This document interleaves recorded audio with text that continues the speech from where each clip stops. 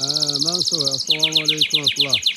Bak görürsen Qalaskan adına tər işləyir. Elhamdülillah, barakallah, maşallah. Allah işləyir, süper işləyir.